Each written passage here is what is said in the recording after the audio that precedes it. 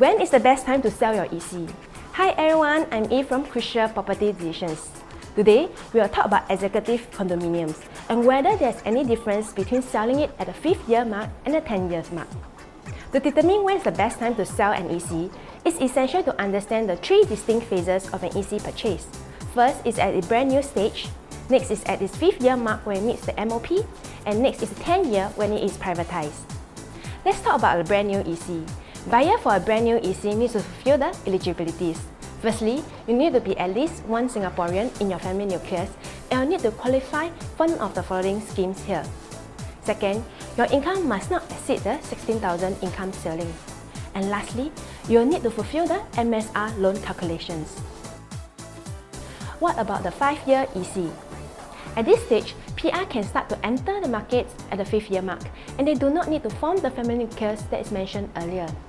They do not have to have the income ceiling and the loan is now based on TDSR calculations. Let's talk about the 10-year mark.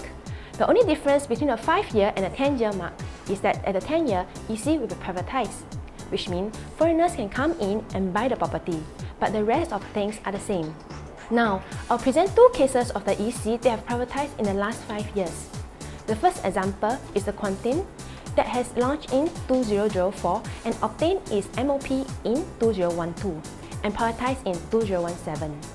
As you can see, there was a significant price increase at the point of MOP all the way until the year 2013, after which the price remains stagnant. This shows that at MOP point, there is a price jump and at the point of privatizations, the price didn't move much. The second example I'll be discussing is La Casa, which was launched in the year 2006 and MOP in 2013, privatized in 2018. As you can see, there was a similar trend which the price jumped from the MOP point until 2014, after which the prices remained stagnant even at the point of privatizations.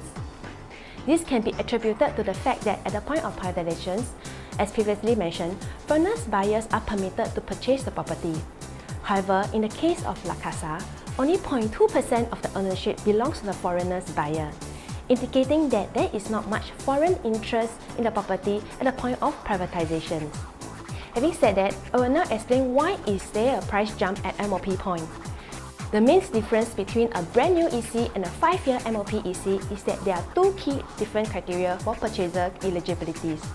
First, for a 5-year MOP EC, they do not need to fulfill the family nucleus scheme and permanent residents PR are allowed to purchase the property. Take the Ola, a brand new EC launched in 2020. The buyers are 100% Singaporeans as compared to a privatized EC La Casa case earlier, the PR stands about 27%. Next, the key difference for our loan calculations for 5-year MOP ECs is based on TDSR. Do you know there's a difference between TDSR and MSR when it comes to loan calculations? MSR is calculated based on 30% of your income, while TDSR uses 55% of your gross income minus any liability.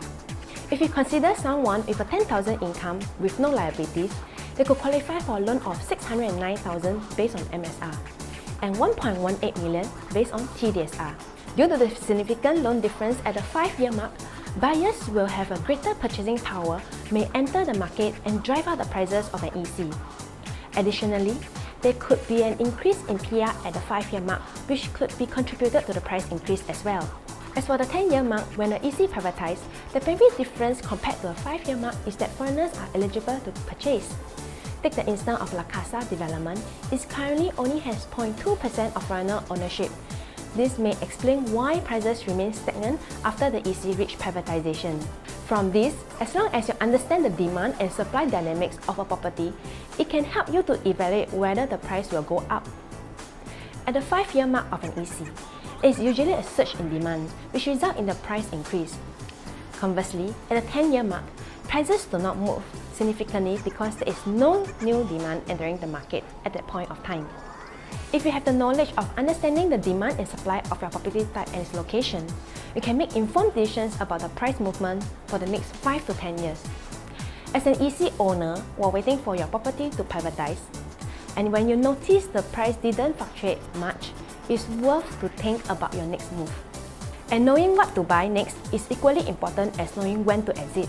If you find my video useful, do like and subscribe and share. I'll see you in my next video.